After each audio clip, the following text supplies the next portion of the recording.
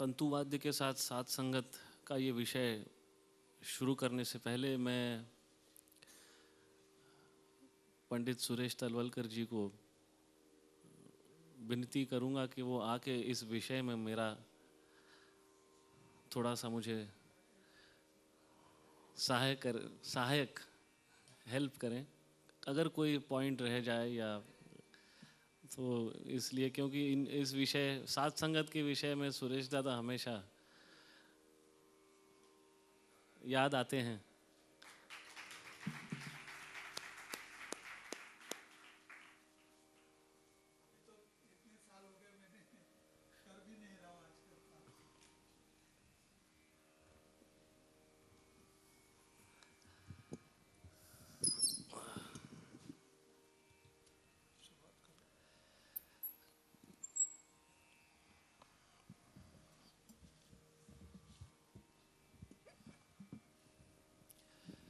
जैसे कि आपने सुबह सुरेश दादा का वोकल के साथ साथ संगत का विषय आपने सुना, जिसमें उन्होंने ये कहा कि गाने के साथ ज़्यादा करके साथ होती है और संगत ये इंस्ट्रूमेंटल म्यूज़िक के साथ तंतु वाद्यों के साथ होती है। इसका मतलब यही है कि तंतु वाद्य के साथ बजाने का मौका ज़्यादा होता है। अपनी सोच मैटर के ज़रिए उसका अनुकरण करना और सामने रखना, उसकी अवधि ज़्यादा होती है, समय ज़्यादा मिलता है। इसके लिए दो बहुत महत्वपूर्ण चीज़ें एक तबला वादक को होनी ज़रूरी हैं। वो ये है कि शारीरिक क्रिया, टेक्निकल एबिलिटी साफ और सशक्त होना बहुत ज़रूरी है।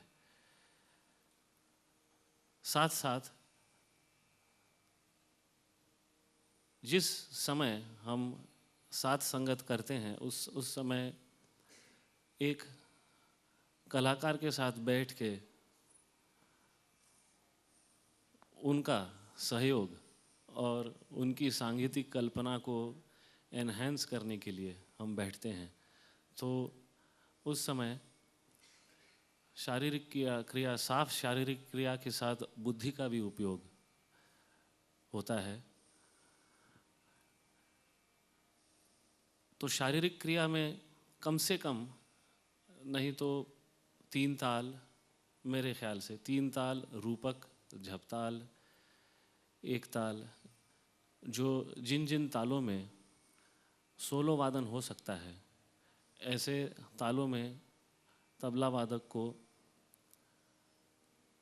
अपने मेहनत से सशक्त सोलो वादन की कैपेसिटी होनी चाहिए। उसका कायदे और रेले के अंग से निकलना, सस्टेनेंस, ये सब चीज़ें शारीरिक क्रिया में आती हैं। ये बिल्कुल सशक्त होनी ज़रूरी हैं। और साथ ही साथ जहाँ बुद्धि का उपयोग आता है वहाँ साथ संगत करते समय, ठेका बजाते समय अगर ऐसे किसी आइडिया को वो उस समय उठाना चाहें जो वहीं बजी है, उसको पकड़कर उसमें अपनी अंदाज से उसको बाद में लाना हो, तो उसका ठेका बजाते हुए अनुकरण करना, उसकी म्यूज़िकल आइडिया को मैटर बिठाना, उसके साथ फिर उस उपज क्रिया में चलकर फिर उसको तिहाई से फिनिश करना, ये अगर करना हो तो बुद्धि का उपयोग ज़रूर होता है। मिसाल के तौर पर अगर 3 ताल की कोई भी तिहाई हो, सीधी, वो किसी अन्य ताल में, रूपक या झपताल में कौन से मात्रा से शुरू करके सम पे आ सकती है। ये एक सिंपल एग्जाम्पल है। जैसे ता तक धिन धिन ना धा धिन धिन,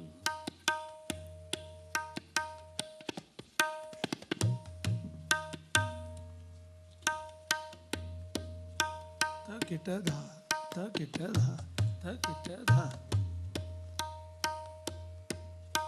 ध किट धा, ध किट धा, ध किट धा. ही साधी तियाई दुसऱ्या कुठल्याही तालात पहिल्यांदी सहज वाजवता येईल असं होत नाही. हाच विषय सांगायचा आहे अगदी की बरोबर. तीन तीन ना धिन्ना धिन्ना तीन तीन ध किट धा, ध किट धा, ध किट धा, ध किट धा, ध किट धा, ध किट धा. अवघड पडतं. म्हणजे साध्यात साधी त्रितालात सहज येणारी तियाई दुसऱ्या तालात ती मांडणं हा एक प्रश्न बनून बसतो तबला वादकाला.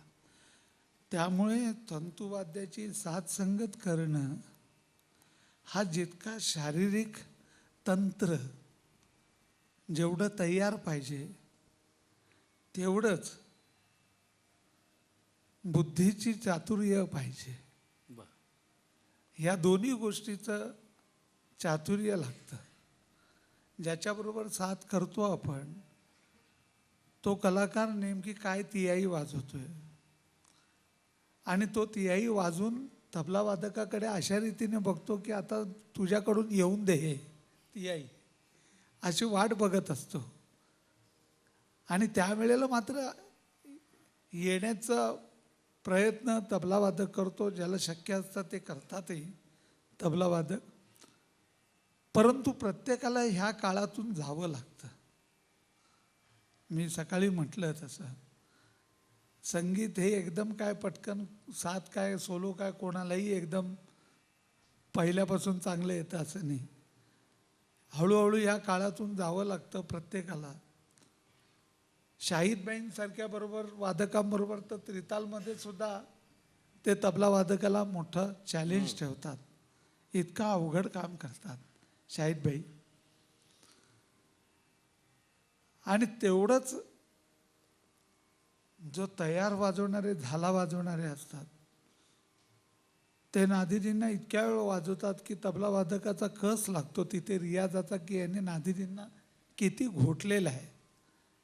अशा दोन्ही कसावरती तबला वादकाचं योगेशने सांगितले तसं सोलो वादनाची क्षमता असलेलाच तबला वादक लागतो साथ संगत करायला तंतुवाद्याची. पण सोलो वादनासारखी साथ एक्सपेक्टेड नाही आहे. सोलो वादनापेक्षा नेमकी तंतुवाद्याची साथ काय अपेक्षित आहे. तर तंतुवाद्याची साथ संगत करताना गतीचा उपयोग गत धरलेली असते आणि तबला सोलो वादकाबरोबर नगमा असतो. नगमा आणि गतीतला जो अंतर आहे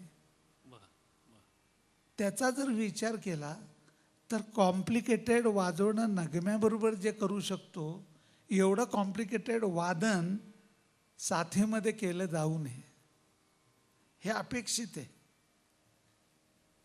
जेणेकरून त्याची ती गत सांभाळताना त्या गतीमधलं म्युझिक आणि राग नाहीसा होईल अशा तऱ्हेचं होता कामा नये. तर ती गत त्याची जी रागाची गत आहे ती काय प्रत्येक अगदी मात्रेला नसते. मसीद खानी गतीचं स्ट्रक्चर जरी गणिती जरी असलं तरी ती मसीद खानीची गत ज्या वेळेला खाली उतरते त्यावेळेला त्याचं कोणाचं वाजतोय माझा नाही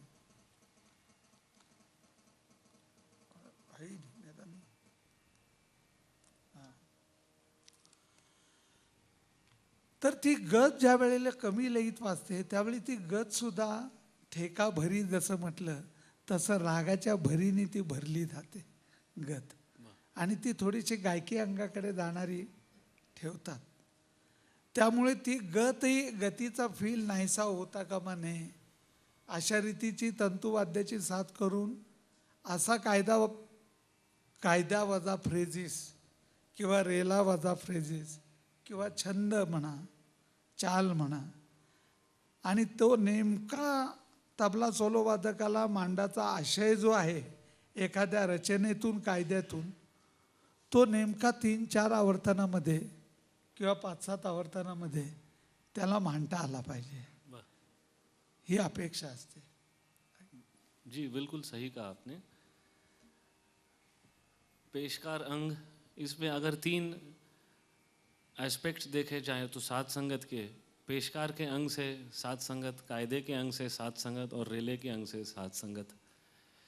जिस समय कलाकार आलाप या गत की बढ़त हो रही है, जहाँ लॉन्ग फ्रेजेस आलाप के बज रहे हैं, एक 8-10 आवर्तन के बाद थोड़ा सा तबले की तरफ इशारा देता है, जहाँ लयकारी इन विषयों को अभी टच नहीं हुआ है, टच नहीं किया है, वहाँ अगर पेशकार के अंग से सात संगत हो और उसी आइडिया को लेकर के सीधी सी तिहाई लेकर के सम पर आए, बजाय कि कायदे और रेले में जा कर के अपना उत्साह उस समय ज़्यादा दिखाने की कोशिश ना करें तो अच्छा रहेगा. और यहीं संयम का जो सबसे बड़ा पॉइंट आता है, जो वोकल के साथ संगत में सबसे ज़्यादा मेरे ख्याल से ज़रूरत है, वो इंस्ट्रूमेंटल के साथ संगत में भी ज़रूरी है. अपने आप को रोकना. मुझे याद है, बता रहे थे, मुझे शांता प्रसाद जी के बारे में बता रहे थे, कहते थे साथ संगत करते समय बेटा दिल पे पत्थर रख के बजाना होता है. इतनी बजाने की इच्छा होती है, एक आइडिया को लेकर के अलग अलग तरीके से निकलने की इच्छा होती है, वो सारी इच्छाओं को रोक कर ऐसी चीज़ बजाएं जो डिस्टर्बिंग ना हो और कलाकार के टेम्परामेंट को समझते हुए, उस समय जो मूड है उसको समझते हुए उसको योग्य लगे, उस समय वो ऐसी साथ संगत होनी चाहिए. तो साथ संगत के कुछ और वैराइटीज़ अगर देखे जाए तो जैसे सरोद सितार हैं, जिसमें दाहिने हाथ का काम बहुत लय के अंग से काफ़ी कुछ किया जा सकता है, तानों में, तिहाइयों में. उसके साथ अगर ख़ास करके सरोद के साथ मैंने सुना है पूरब अंग से अगर निकले कभी कभी मध्य लय में तो बड़ा अच्छा लगता है. मैंने स्वपन दादा को हमेशा सुना है अली अकबर खान साहब के साथ दिन दिन ना टिकट दिन दिन ना धा, इस लय में जब गत चली जाती है तो उंगलियों का काम कम करते हुए हथेली का उपयोग ज़्यादा. टिकट दिन दिन ना धा दिन दिन धा टिकट धित तक न धक टिकट दिन तरान धित ता तक धित तक न धा धित धतुनकत तक तरान धा दिन दिन. इस तरीके से जो पूरब अंग के बोलों का उपयोग होता है, ये शायद संतूर और बांसुरी के साथ अच्छा ना लगे, जो डेलिकेट साउंडिंग इंस्ट्रूमेंट्स हैं, जिनका स्वभाव थोड़ा सा श्रृंगारिक ज़्यादा है, तो उसमें सॉफ्ट हैंडेड ट्रीटमेंट, उंगलियों का थोड़ा ज़्यादा उपयोग. तो ये कुछ बातें हैं. सुरेश दादा, आप इसमें कुछ ऐड करना चाहें तो. ऐड यही मैं करूँगा कि जो मेन तंतुवादक रहता है वो किस तरह बजा रहे हैं, ये भी बहुत अब तबला वादक की कैपेसिटी रहनी चाहिए अंडरस्टैंडिंग की. कभी कभी तंतुवादक लय अंग से ज़्यादा काम करते हैं, कोई सुर के अंग से ज़्यादा काम करते हैं, और सुर अंग से, जैसे कि मैं बड़े एग्जाम्पल लेता हूँ, विलायत खां साहब, उस्ताद विलायत खां साहब और पंडित रविशंकर जी, ये 2 एग्जाम्पल मैं लेता हूँ. और विलायत खां साहब हमेशा तबला प्लेयर से चाहते थे कि वो पुरानी बातें सुनने मिले, जो तबले की खास बातें हैं वो सुनने मिले, या कुछ दाएं बाएं की ऐसी खूबसूरत बातें बने, तो इसलिए उनकी जोड़ी भी शांता प्रसाद जी के साथ, अनोखीलाल जी के साथ बहुत अच्छी जमी, विलायत खां साहब की जोड़ी। और रविशंकर तो इतने अच्छे धुरंधर ताल लय विद्वान कि जिनकी जोड़ी आप सब लोगों को पता है कि उस्ताद अल्लाह रखा खां साहब के साथ इतनी अच्छी जमी। तो तंतुवादक में ये भी एक अंदर जाके एक अलग अलग होने वाली संगत, एक लय अंग से ज़्यादा होने वाली संगत, और एक तबले की बात करके एक होने वाली संगत। मुझे मालूम है कि उसके पहले 1936 की बीनकार उनके साथ तिरकवा खां साहब ने संगत की है। हाँ, असद अली नहीं है, दूसरे है, असद अली नहीं, जिनकी डॉक्यूमेंट्री है मेरे पास। और उनके साथ संगत करने का मज़ा एक उस जमाने में अलग था, क्योंकि वो बोल अंग से काम करते थे। तो जब वो लय अंग से बोल अंग में निकले तो खां साहब उन्हीं के साथ निकलते थे। जैसे गजानराव जी वायलिन बजाते थे तो तबले का सोलो अलग गत रख कर नहीं होता था, उन्हीं के साथ संगत में होता था। वो जिस तरह चल रहे उसी तरह संगत होती थी, और वो एक अंदाज बराबरी की संगत कहते हैं, वो एक अलग था। और जब गत अंग शुरू हो गया तब गत अंग के साथ जो तबले की संगत शुरू हो गई वो थोड़ी सी हट कर है। लेकिन श्रीधर पार्सेकर जी, गजानराव जी और उसके पहले के लोग, बिनकार लोग, उनके साथ संगत उनके साथ जैसे होती थी, जैसे सरंगी में गोपाल मिश्रा जी, उनके साथ भी संगत होती थी तो बराबरी में होती थी साथ संगत, क्योंकि वो तबला प्लेयर को जैसे आगरा घराने के गवई लोगों के साथ संगत होती है कि चलो बराबर, उसमें क्या सोलो नहीं रहता है। तो उस तरह की इंस्ट्रूमेंट में भी एक समय था कि संगत उस तरह होती थी बराबर की। ये बच्चों के लिए, रेफरेंस के लिए मैं कह रहा हूँ, साथ संगत का, इंस्ट्रूमेंट के साथ संगत का सब्जेक्ट है। और मुझे लगता है कि ये आजकल के ज़माने के कलाकार लोगों ने ये बहुत कम इसको एहसास किया है, क्योंकि अभी रहे नहीं है, ऐसे बजाने वाले वादक भी अभी रहे नहीं है। लेकिन उसका अनुभव मैंने लिया है थ्रू गजानन राव जी। मैंने गजानन राव जी के साथ बहुत प्रोग्राम किए और वो हमारे गुरुस्थानी थे। लेकिन वो साथ संगत करते टाइम दोनों के दिमाग में ताल का आवर्तन रहना ये बहुत जिम्मेदारी होती थी।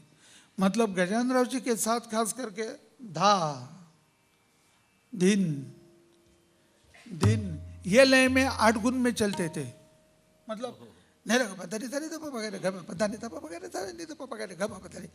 ये में चलते थे, इससे भी आगे चलते थे। मगर इस लय में तबला वादक 4-4 आवर्तन चलते थे साथ में। और आज उसके रिकॉर्डिंग उपलब्ध है।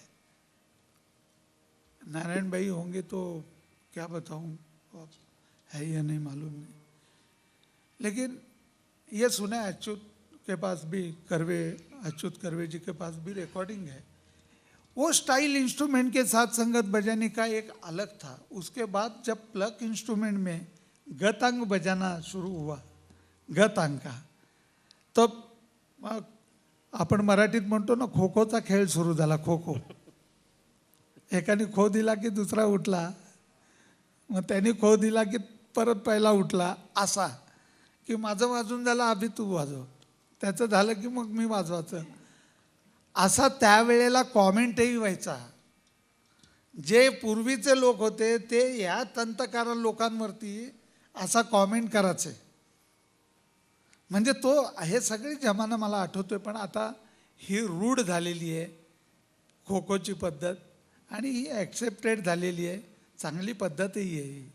एकमेकाला स्वातंत्र्य आहे त्याच्यामध्ये आपले विचार मांडायला. मी जरी खो खो म्हटलं तरी दुसऱ्या अर्थाने म्हणत नाही.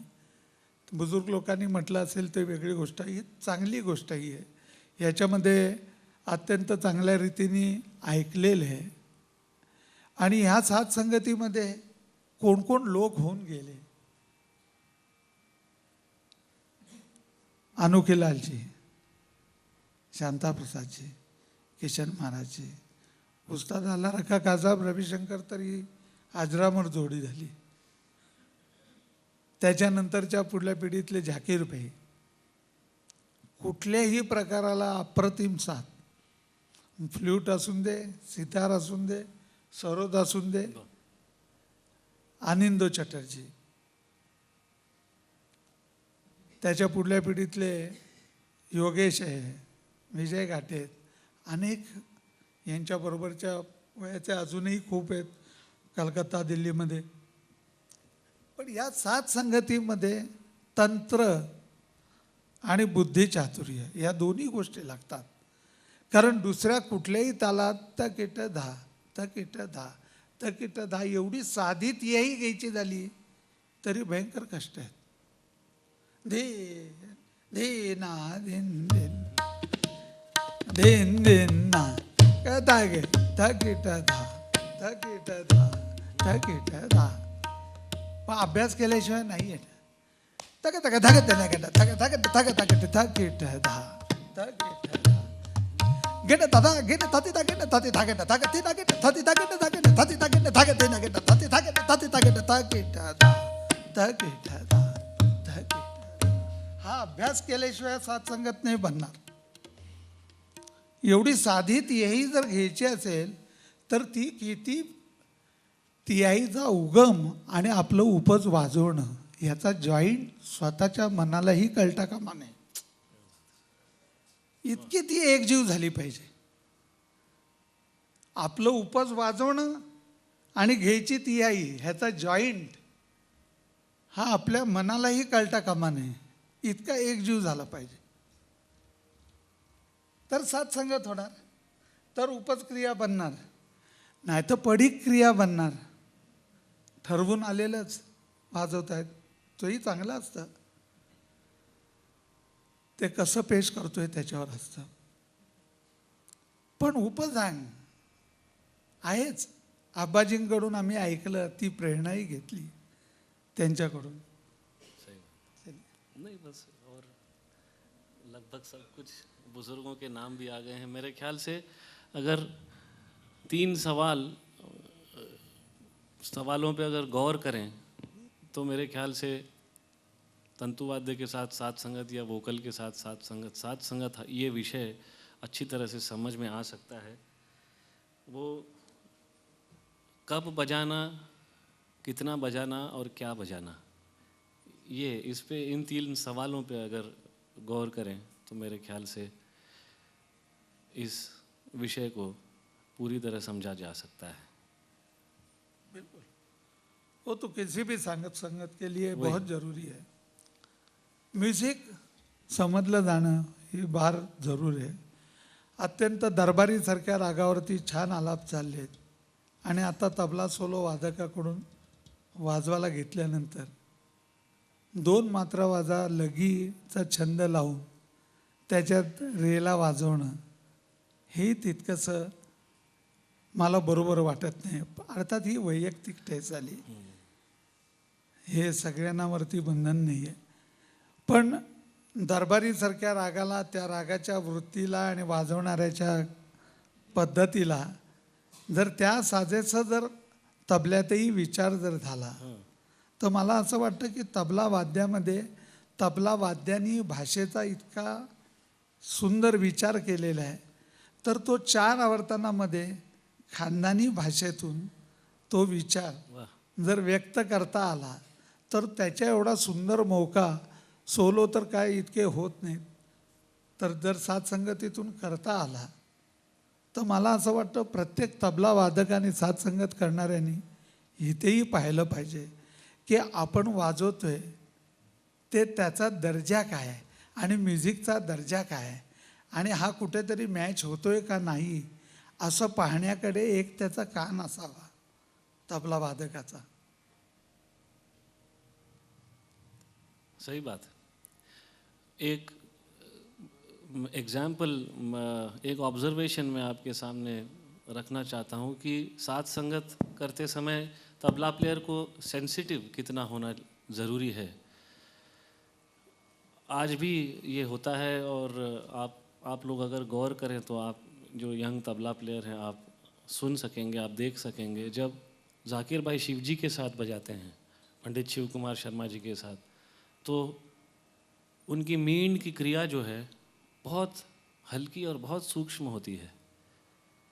और जो कलम तार के ऊपर जब बाउंस होती है, खास करके तार सा के ऊपर, उस समय वो जो तार सा के ऊपर सस्टेन्ड नोट देने की कोशिश करते हैं, तब कई बार जाकिर भाई ठेका भी बंद कर देते हैं, लेकिन वो ठेका तब तक एस्टैब्लिश हो चुका रहता है.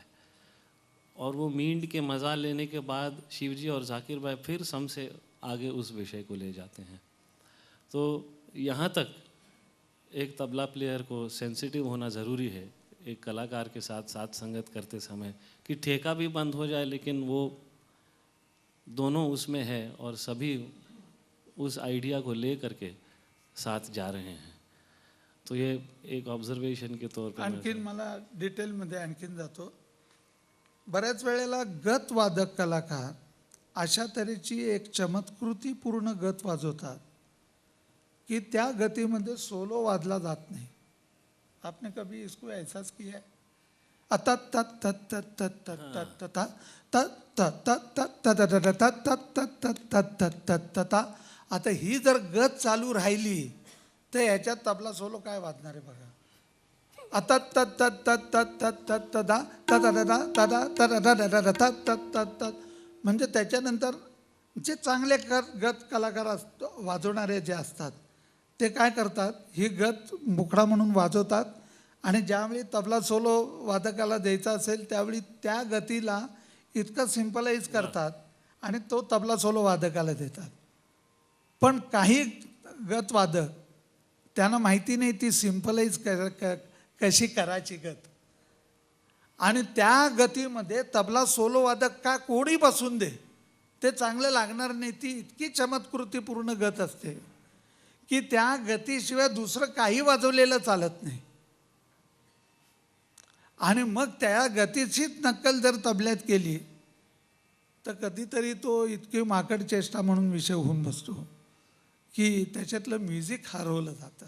अशा तऱ्हेचे अनेक त्या बाजूनी सुद्धा मिळणारे अनुभव मी सांगतो. कारण गत म्हटल्यानंतर गतीचं स्टँडर्ड लय अंगाची गत आहे जरूर, पण ती गत रागामध्ये वाजली जाणारी आहे, त्यामुळे ती रागात पूर्णतः भिजली जाते का नाही गत. आणि ती भिजली जात असताना त्याचा मूळ तालाशी असलेला संवाद काय, त्याचं रिलेशन काय, आणि त्यावेळेला तबला, कारण ते वाजवतात गत वाजवतात, त्यांची गत वाजून झाली की ठेका चालू असतो. ठेका चालू झाल्यानंतर ते भरतात, रागविस्तार करतात, तिथे ते फ्री आहेत. पण तबल्याचा विस्तार आम्ही करत असताना ताल नसतो, ती गत राहते आणि ती चमत्कृतीपूर्ण गत राहते. आणि ती स्टँड करणारी किंवा ती तालाची आकृती सांगणारी गत नसून तालाच्या आवर्तनामध्ये एक वैचित्र्यपूर्ण आवर्तन सांगणारी असते. ती ह्या अधिक तबला वाजवणाऱ्याची बॅकग्राऊंड म्हणून आवर्तनाची भूमिका असत नाही, हे मला सांगायचं आहे. त्यावेळेला त्या गतीचा फॉर्म कसा पाहिजे, इथे मला असं वाटतं कोणतरी तंतुवादक पाहिजे होते. मी काय म्हणतोय ते म्हणजे त्यांनी त्याचं उत्तर द्यायला पाहिजे होतं असं मला वाटतं. बरोबर आहे ना? कारण हा प्रश्न मी मुंबईच्या सेमिनारच्या वेळेला विचारला होता. हा तर म्हणजे हा विषय संपूया. पण मला असं वाटतं की कवर बरंच केलेले एकही उदाहरण न देता पण गाण्याच्या साथीपेक्षा थोडंसं वेगळं, की गाण्याच्या साथीला गावातला कुठलाही एक तबलावादक आला तर त्याच्यावरती साथ बऱ्याच वेळेला निभावून जाते. तंतुवाद्याच्या बाबतीत जरूर. हो हो.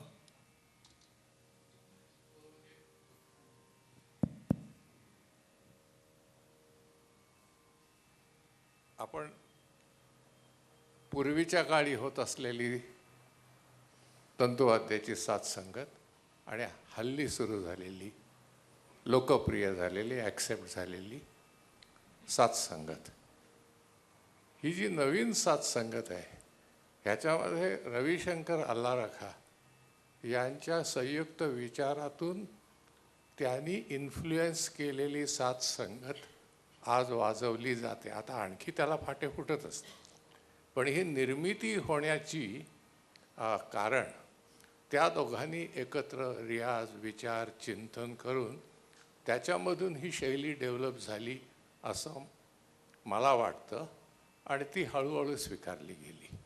त्याच्याविषयी आपलं मत काय?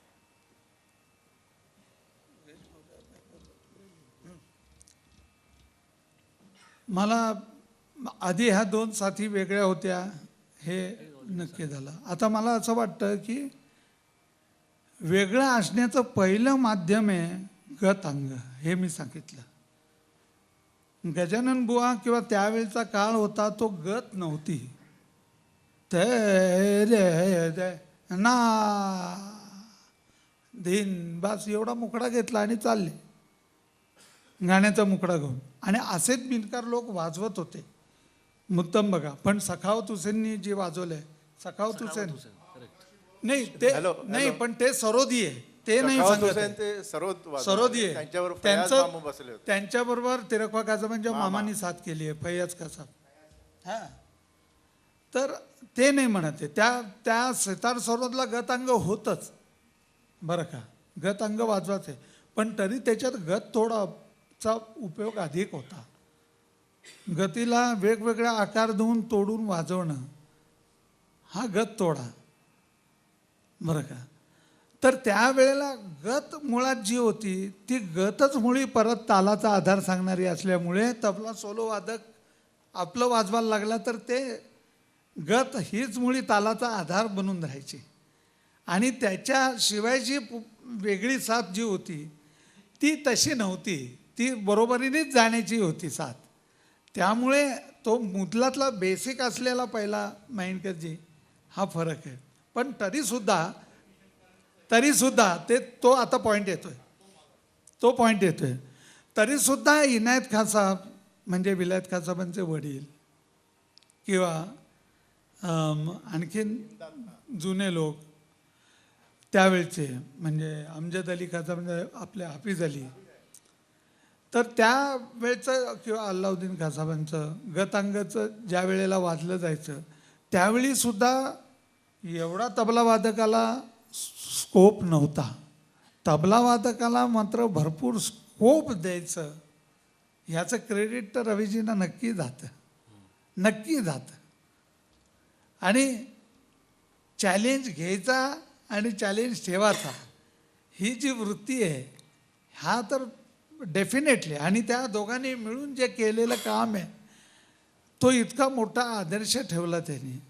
म्हणजे मी एक साथ संगत तर विसरत नाही अब्बाजींची, की रविशंकरजी 4-4, 5-5 आवर्तनातला विषय मांडून 8-8, 10-10 आवर्तनातला विषय मांडायचे, आणि नंतर ते 2-2 आवर्तनात नंतर एक आवर्तनात मांडत होते विषय, आणि आब्बाजींना खूण करत होते. तर आब्बाजी त्या 12व्या मात्रेच्या मुखड्यातून, मसीद खानी गत 12व्या मात्रेपासून जाते.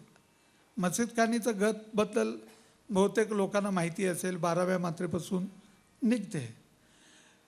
तर त्या 12व्या मात्रेपासून समेपर्यंतच्या ह्याच्यात सगळा रवीजींचा आशय त्या राहिलेल्या 5 मात्रेमध्ये मांडायचे. आणि हे मधुकर पेडणेकरांच्या पहिल्या पुण्यतिथीत छबिलदास हायस्कूलमध्ये हा झालेल्या प्रोग्रामचा आठवण सांगतोय मी, आब्बाजींची साथ.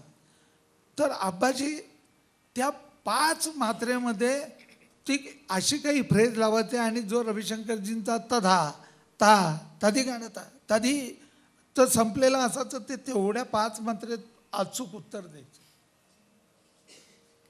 अशी साथ ऐकली की मला असं वाटत होतं, म्हणजे त्याचं एक उदाहरण म्हणून जर अतिशयोक्ती द्यायचं झालं तर रविशंकरजी तबला वाजवत होते आणि हे सितार वाजवत होते. एकमेकाचं एकमेकाला इतकं कळलं होतं.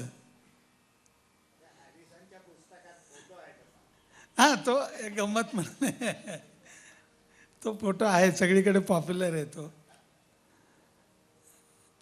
पण म्हणजे एक दुसरं एक ॲड करायचं आहे, हां म्हणजे रविशंकर आणखीन अल्ला रखा किंवा रविशंकर आणि चतुरलाल हे ज्यावेळेला ज्यांच्या फॉरेनला कॉन्सर्ट्स झालेले आहेत त्याच्यात प्रत्येक ह्याच्यात त्यांनी सतारीवर लेहरा धरलेला आहे किंवा नुसतं म्हणजे नगम्यासारखं हे धरलेलं आहे, आणखीन थोडासा सोलो अगदी सोलोला दिलेला आहे. हो. जशी ही पद्धत कर्नाटक संगीतामध्ये आहे, तन्यावर्तनला म्हणजे थोडासा वेळ दिलेला जातो.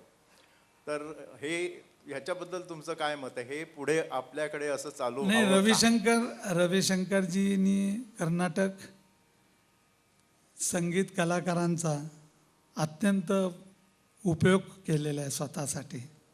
म्हणजे मी ईश्वरनजींकडे शिकत असे त्यावेळी रविजी एकदा तिथे आले होते आणि मला म्हणाले तुम इधर कैसे? तर मी पंडितजींना म्हटलं मैं 4 साल हो गए मैं इनसे तालीम ले रहा हूँ ईश्वरन जी से. तर त्यांना खूप आनंद झाला होता. बोले छोड़ना मत इनको, ये विद्वानों के विद्वान लोग हैं, इनको छोड़ना मत, इनसे बहुत सीखो. नंतर मला कळलं की ईश्वरनजींकडून मला कळलं की रविजींनीही त्यांच्याकडून मार्गदर्शन घेतले, चतुरलालजींनीही घेतलेले त्यांच्याकडून मार्गदर्शन, रामनाथ ईश्वरनजी. त्यामुळे जगाच्या कानाकोपऱ्यामध्ये कुठे कुठे काय काय म्युझिक चालले याच्याबद्दल तर अवेअरनेस रविशंकरजींना कुठल्या काळापासून होता त्याच्याबद्दल मी बोलायला नको, सगळ्यांना माहिती आहे. आणि त्यांनी सगळ्या गोष्टीचा रविजींनी अत्यंत उपयोग करून घेतला आपल्या. नुसतं तेवढं नाही तर मृदंगमची साथसुद्धा सितारबरोबर घेतली, पालघाट रघुजींबरोबर सुद्धा वाजवलं. एवढंच नाही तर पखवाजाची साथ करून घेतली आपल्याबरोबर, धमार वाजवलं. तर मला असं वाटतं की अवनद्य वाद्यांवरती ज्या ज्या चांगल्या फाईन क्रिया होतात त्या रविजींनी अत्यंत चांगल्या रीतीने स्वतःच्या कलेमध्ये उमटवल्या आणि त्याचा स्कोप त्यांनी स्वतःच्या वादनासाठी करून घेतला. पण स्वतःच्या वादनासाठी करताना तो आज तबल्याचा स्कोप होऊन बसला आहे, तबला वाद्याला आणि तबला वादक कलाकारांसाठी. तर त्याच्यापूर्वी मात्र तबला वादक किती चांगला असला तरी त्याला मर्यादित स्कोप दिला जायचा, हेही निश्चित आहे. आम्ही अनेक वेळा पाहिलेले आहे. अगदी आता यांनी सांगितलं शांताप्रसादजींच्या बाबतीत कि साथ संगत करते टाइम पत्थर रखना पड़ता है, पत्थर सीने पे और संगत करनी पड़ती है. बहुत बार लगता है कि इसको बजाऊं, ऐसे ऐसे छंद करूं, बजाऊं, मगर नहीं. आणि मग त्याचा वचपा कुठे काढायचे? नाधी दिनामध्ये. नाधी दिन अच्छा नहीं बजाने दे रे, कोई बात नहीं, दे धिन्ना आधी धिन्ना आधी धिन्ना आधी धिन्ना. आल्यानंतर ते नाधी दिन्ना असा वाजवला अनुकीलालजी आणि शांताप्रसादजींनी की क्या बात आहे. म्हणजे एक फोटो मी पाहिला आहे, रविशंकरजी, विलायत खां आणि अली अकबर तिघेही आणि अनुकीलालजी बसलेत आणि तिघेही वाजवणं सोडून त्यांचा नादीजींना बघतायत. नादीजींना बघतायत की अरे काय चाललंय, खरं आपण ऐकतोय का खरोखर वाजवतायत का काय, असा नादीजींना. तर मनुष्य ह्याच्यात साथ संगतीमध्ये किती रियाजाचंही महत्त्व आहे हे मी सांगितलं. तंत्राचं महत्त्व, तसंच बुद्धी कौशल्य. मनुष्य कुठून ना कुठून तरी दोन्ही रीतीने किंवा ॲटलीस्ट एका रीतीने तरी पूर्ण करतो तबला वादक. आणि दोन्ही जर बाजू ढिल्या असतील तर मग काय आनंदच, मग शक्य नाही. आणखीन एक आठवण म्हणजे हफीज अली खां त्यांच्याबरोबर अझीम खान जावरेवाले फार सुंदर तबला वाजत असत आणि पूर्वीच्या काळच्या तबल्याप्रमाणे बरोबरीने त्यांची साथ होत असे. आणि असा मी त्यांचा तबला ऐकलेला आहे, म्हणजे निजामुद्दीन खान साहेबांच्या वडिलांचा हफीज अली खान बरोबर. आणि एका कार्यक्रमात हफीज अली खान अझीम खान त्यांना बरं नसताना त्यांनी अमीर हुसेन खानला विनंती केली होती आणि तोही कार्यक्रम मी ऐकलेला आहे. आणि ती साथ अगदी म्हणजे त्या तंत्राच्या बरोबरीने जात होती. म्हणजे गायकीच्या अंगाने जसं तुझी साथ उल्हास कशाळकरांबरोबर होते ज्या वेळेला लयकारी सुरू होते, अशी साथ त्यांची होत असे पूर्वी.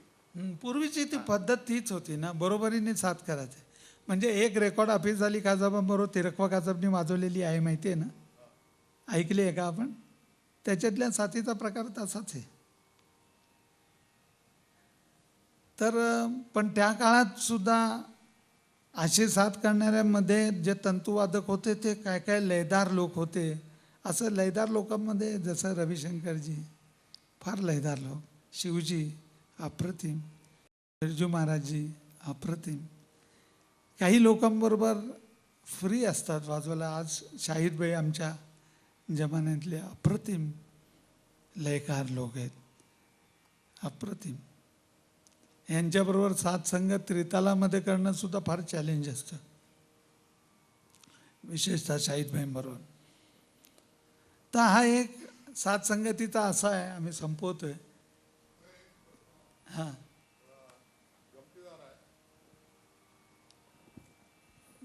प्रश्नच आहे ना का प्रश्नच आहे. का किस्सा आहे? प्रश्नच आहे. जेव्हा तुम्ही अति द्रुत लयीत जाता, हां, एक्सपेक्टेड आहे नादिंदेंना, जसं तुम्ही सांगितलं की कोणाचं नाव घेतलं मग अनोखेलालजी वगैरे, पण आजकाल आपण असं पाहतो अति द्रुत लयीमध्ये भास होत असतो तीन तालचा, पण काहीतरी वेगळंच वाचतं हे पण लक्षात येत असतं. हो हो. त्याचं प्रात्यक्षिक आम्हाला यांनी दाखवावं. नाही, ते कारण प्रात्यक्षिक आधी पहिलं तंतुवादकाकडून झालं पाहिजे. नुसतं नादिंदेंना- कारण ते नादिदींना वाजवायला सांगतात आणि झिंग झिंग जागा जागा वाजवतात, त्यामुळे तसं होतं. पण ते काय करतात ते यांनी असंही सांगावं असतं. ना. काय करतात ते नेमकं यांनी सांगावं ना.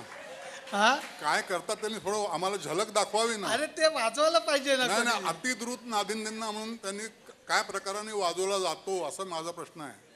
अति द्रुत नादिंदेंना काय काय प्रकाराने वाजवला जातो, मला असं किंवा वाटतं, योगेशजी कसं वाजवतात. मला असं वाटतं की वाईट गोष्टीचं अनुकरण करू नये, चांगल्या गोष्टीचं अनुकरण काल केलं. आजादबाईंनी नादिदींना फार चांगला वाजवला. अरे पण अति द्रुत लयीवर तर सगळेजण पोट भरताय झाली ना, असं काय म्हणताय तुम्ही? हा, अति द्रुत लयीच्या मागेच तर सगळी दुनिया आहे. पण आणि पोट सगळेजण- भरण्यावरती ऑब्जेक्शन नसावं. नाही नाही, पण दाखवायला काय हरकत आहे? तुम्हीच वाजवता ना, तुम्हीच वाजवता की नाही? हा, अतिद्रुत नादिंदेंना तुम्हीच असता, तुमचे शिष्य असतात, अनेक वेळेला योगेश असतो. नाही, ह्याच्याविषयी मी सांगतो तुम्हाला. एका बोटाचा नादिंदिना जोपर्यंत वाजवू शकतो तेवढा तो रियाज झालाच पाहिजे. त्याच्याऐवजी धाती नाळा, आणखीन जलद लहित, त्याच्याही वर धातेट धा, आणि फारच उंचीवर गेल्यानंतर मग धाती घेणं. असं नहीं, उसका अभी प्रेजेंटेशन यूं ही बजाऊंगा तो मैं मिसाल अगर तंतुवादक होता तो उसका और अरे ठीक है यार, वो तो हो वो गया. तो अभी सब- तुम तबला बजाते हो यार आनंद भाई, और तुमको मालूम है तुम्हारे हाथ से भी ऐसी ही सब चीजें बजती है यार. ऐसा क्या है? ऐसा नहीं है. अरे तुम संगत करते हो यार, अभी लोगों के सामने काय को पोट खोल रहे. हाँ, तुम तो कर सकते हो, आ जाओ ना, हमको कोई ये नहीं है, तुम बजाओ ना, ऐसा कुछ नहीं. एनीवे, यहाँ से खत्म करते हैं. धन्यवाद. आजकाल आपण असं पाहतो अतिद्रुत लयीमध्ये भास होत असतो तीन तालचा, पण काहीतरी वेगळंच वाचतं हे पण लक्षात येत असतं. त्याचं प्रात्यक्षिक आम्हाला यांनी दाखवावं. नाही, ते कारण प्रात्यक्षिक आधी पहिलं तंतुवादकाकडून झालं पण पाहिजे. नुसतं नादिंदेंना- कारण ते नादिदींना वाजवायला सांगतात आणि झिंगे झिंगे जागा जागा वाजवतात, त्यामुळे तसं होतं. पण ते काय करतात ते यांनी असंही सांगावं असतं. ना. काय करतात ते नेमकं यांनी सांगावं ना. हा? काय करतात त्यांनी थोडं आम्हाला झलक दाखवावी ना. अरे ते वाजवायला पाहिजे ना नाही ना, अतिद्रुत नादिंदेंना म्हणून त्यांनी काय प्रकाराने वाजवला जातो असं माझा प्रश्न आहे. अतिद्रुत नादिंद्यांना काय काय प्रकाराने वाजवला जातो मला असं किंवा वाटतं योगेशजी कसं वाजवतात? मला असं वाटतं की वाईट गोष्टीचं अनुकरण करू नये, चांगल्या गोष्टीचं अनुकरण काल केलं. आजादबाईंनी नादिनींना फार चांगला वाजवला. अरे पण अतिद्रुत लयीवर तर सगळं पोट भरता झाली ना, असं काय म्हणताय तुम्ही? हा? अतिद्रुत लयीच्या मागेच तर सगळी दुनिया आहे. पोट आणि पोट सगळे- भरण्यावरती ऑब्जेक्शन नसावं. नाही, नाही, पण दाखवायला काय हरकत आहे? तुम्हीच वाजवता ना, तुम्हीच वाजवता की नाही? हा, अतिद्रुत नादिंद्यांना तुम्हीच असता, तुमचे शिष्य असतात, अनेक वेळेला योगेश असतो. नाही त्याच्याविषयी मी सांगतो तुम्हाला. एका बोटाचा नादी दिला जोपर्यंत वाजवू शकतो तेवढा तो रियाज झालाच पाहिजे. त्याच्याऐवजी धाती नाळा, आणखी जलद लय, त्याच्याही वर धातेत धा, आणि फारच उंचीवर गेल्यानंतर मग धाती घेणं. असं नहीं, उसका अभी प्रेजेंटेशन यूं ही बजाऊंगा तो मिसाल मैं के तौर पर होना चाहिए. हाँ? मिसाल के तौर पर होना चाहिए. मिसाल अगर तंतुवाद होता तो उसका और अरे ठीक है यार, वो तो अभी तुम तबला बजाते हो यार आनंद भाई, और तुमको मालूम है तुम्हारे हाथ से भी ऐसी ही सब चीजें बजती है यार. ऐसा क्या? ऐसा नहीं है. अरे तुम संगत करते हो यार, अभी लोगों के सामने काय को पोट खोल रहे. हाँ? तुम तो कर सकते हो, आ जाओ ना, हमको कोई ये नहीं है, तुम बजाओ ना. ऐसा कुछ एनीवे यहाँ से खत्म करते हैं. धन्यवाद.